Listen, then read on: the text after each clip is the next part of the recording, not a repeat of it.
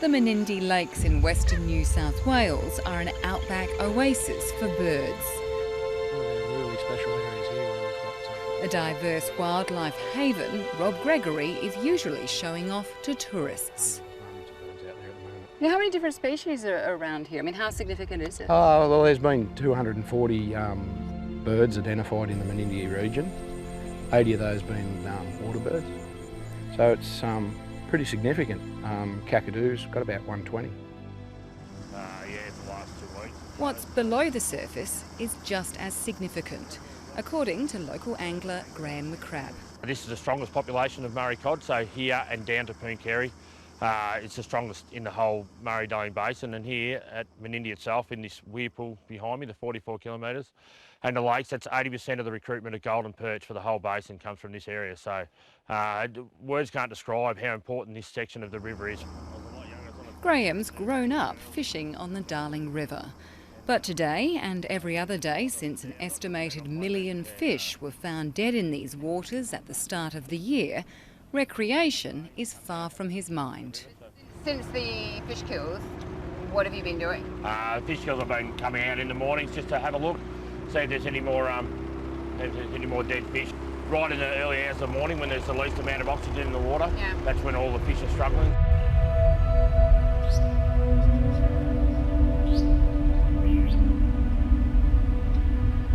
He was the first to raise the alarm when his picturesque playground turned into a watery grave, as hundreds of thousands of bony brim, golden perch and threatened silver perch floated belly up along 40 kilometres of the river in an area known as the Menindee Weir Pool.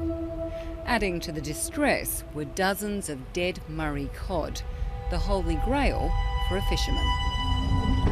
That's huge. Jesus. How big do you think that one is, Graham? 1.5 metres. Going to sleep at night has probably been a little more difficult.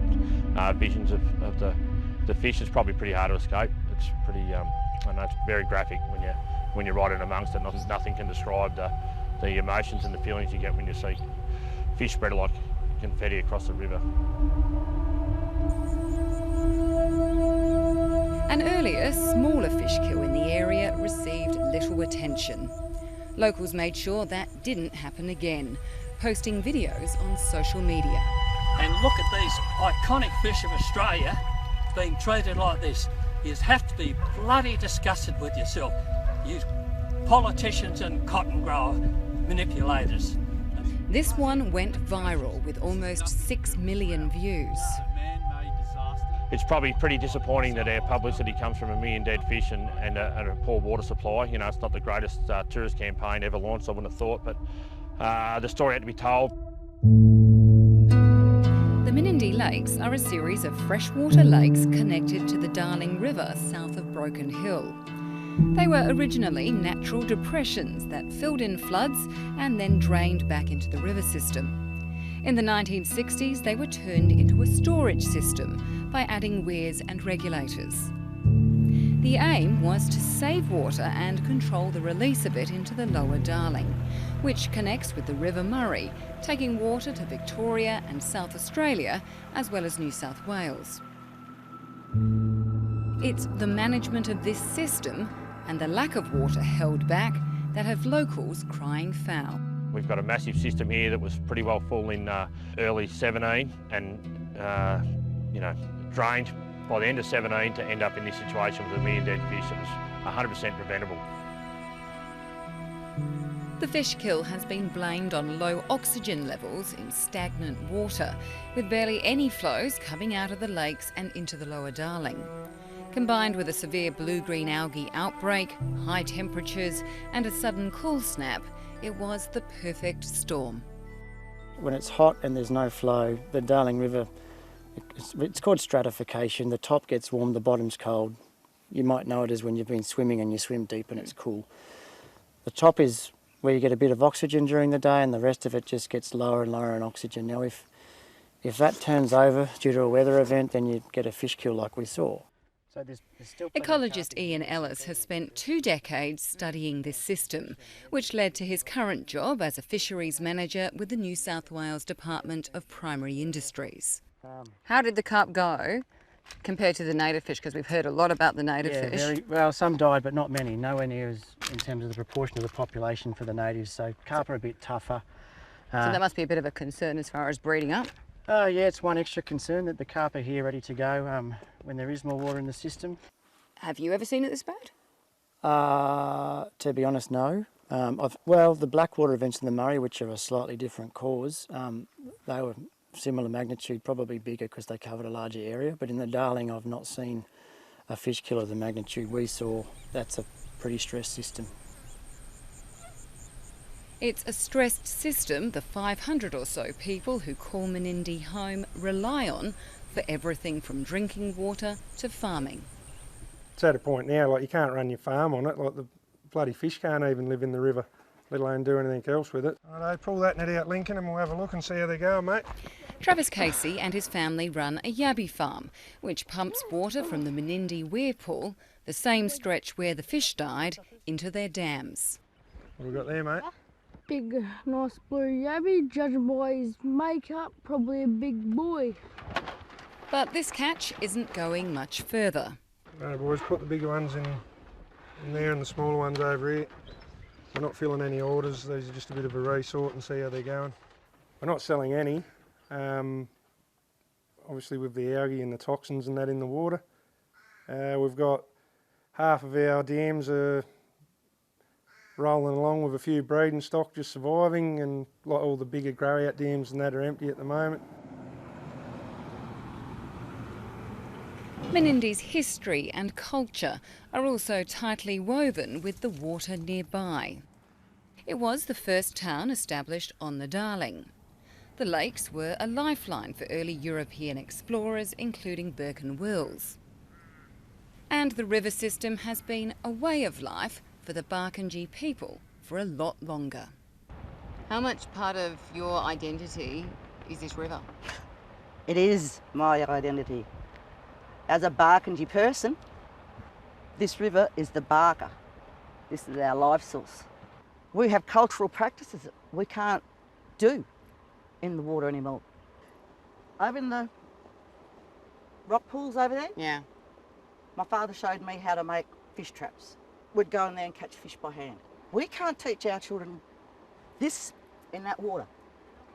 Like many locals, Dale Doyle and Darlene Newman claim mismanagement is to blame for the state of the river system that has been their source of survival for generations. And we get fined if we take 6 fish.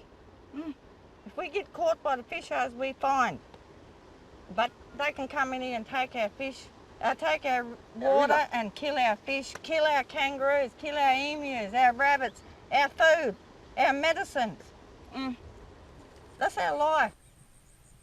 As the waters around Menindee slow and levels drop, emotions are running high. It's bad.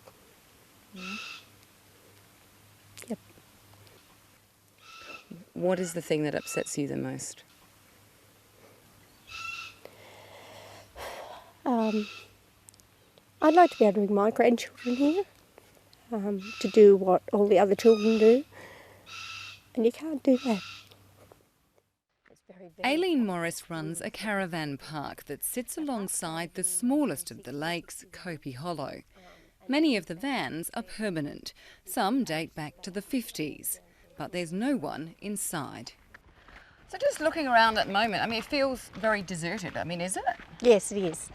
January is usually our busiest month. We normally have this particular street, it's normally packed with boats and cars, people, children, running left, right and centre. My husband finds it very difficult to get in to get garbage most days. So And now? It's just desolate. What's this spot? This is our camping area. So normally we are totally packed out. Not now. No, not now. I was going to say, I'm looking out here going, well, this looks okay. But is that a full sense of what is actually in this area? That's correct. Our water is Broken Hill's water supply. We are what's left. We don't have anything else. While a controversial new pipeline from the Murray will soon supply Broken Hill, the Menindee lakes have been its main source of water for decades. To protect this valuable drop from evaporation, it's been pumped to Kopi Hollow, which is small and deep. Its capacity is 12 gigalitres. That's a fraction of the 1,700 gigalitres the entire lake system can hold.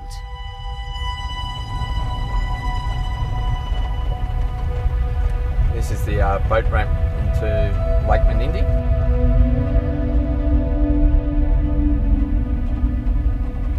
Wow, it's massive. How big is it? Lake Menindee is around about 14 kilometres wide by about 16 kilometres across. Right next door to Kopi Hollow is the biggest lake and one of the shallowest. The contrast couldn't be greater. From where I'm seeing it just looks completely dry. Is it dry? Lake Menindee is completely dry now, yes. Adrian Langdon works for Water New South Wales. It operates the river system and releases water out of the lakes. And the main reason water gets released here before other storage points is the high evaporation rates. So how much water is lost through evaporation and through seepage? When the lakes are full, we can lose up to 700 billion litres of water from the lakes a year. So that's roughly 1.5 Sydney harbours. Yes, it's inefficient to keep it there and evaporate, but it's also inefficient to let it dry out. When the lakes dry out, it takes hundreds of gigalitres to wet up the soil before the lakes can actually start to refill.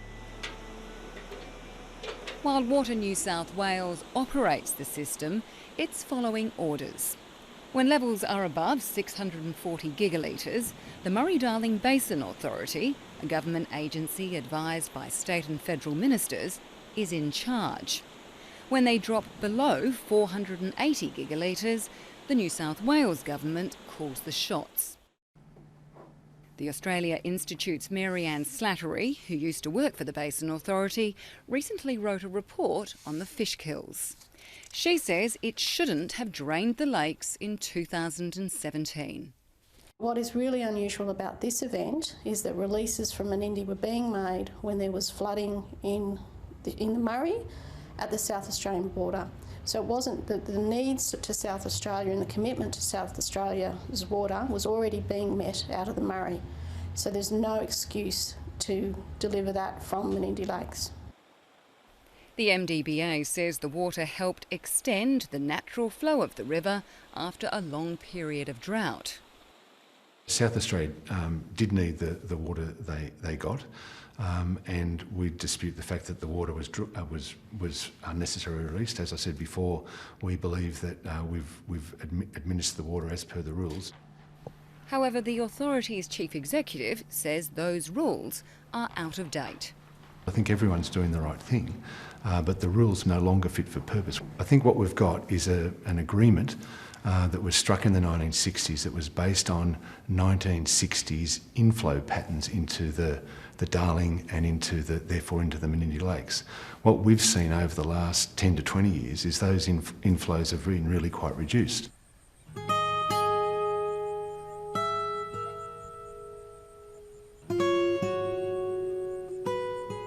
The reduced inflows have taken a big toll on irrigated agriculture in the lower Darling.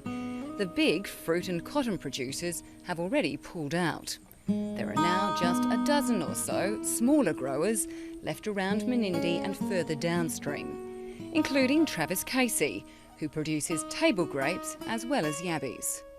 So what is the situation with your vines at the moment? At the moment they're on care and maintenance. They're just getting one watering a week. The next thing for us is to pull the grapes out and change to an alternative type crop that doesn't rely on good quality water.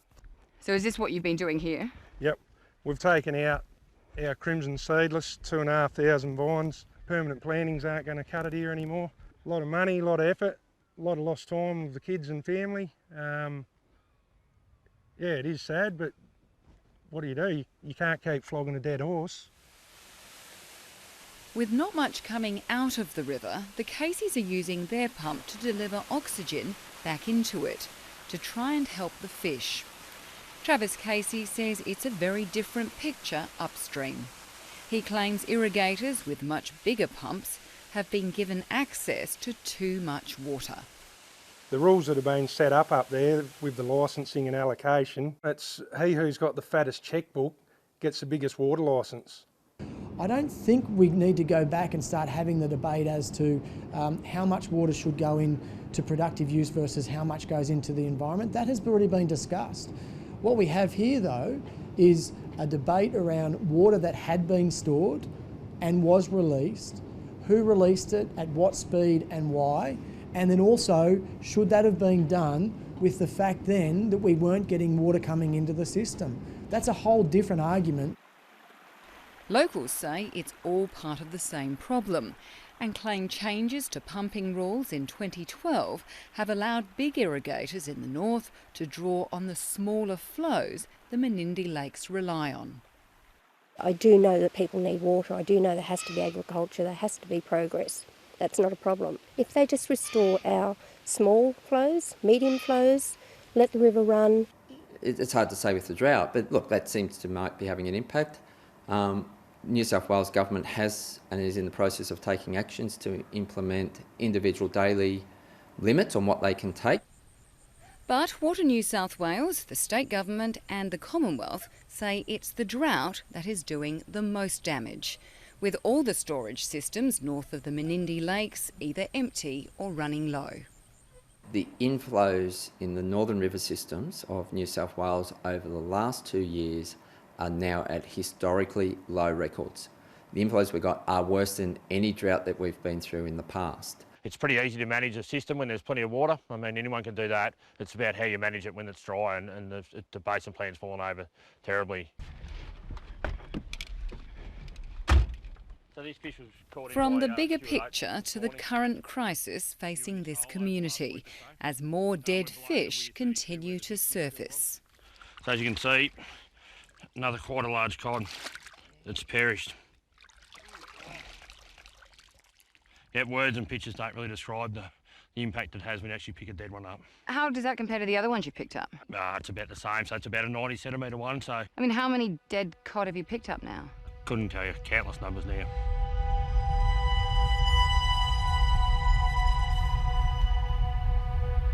And then this. Less than a month after the big fish kill, it happens again. More than 1 million dead bony bream and perch blanket the river in the same area. Just like before, very hot conditions followed by a sudden cool change are believed to be the trigger. Water experts believe the sunken remains of the earlier fish kills have also helped put this part of the river on a knife edge. As disastrous as this is, it's probably a bit of a kick in the back of the head to remind us that we probably need to act quicker and think harder about what we're doing. One area of improvement could be more water quality monitoring. There has been some testing since the fish kills, but Ian Ellis says the data could be much better. For years we've sort of been advocating for a more thorough water quality monitoring, so ideally we'd have multiple spots being looked at every day, but you just don't have the staff and the capacity to get the information through to the managers. In the 4 years since I've been Minister, none of the experts, none of the people that are solely responsible for river and fish health have said to me we need to monitor oxygen levels in every part of every river in New South Wales.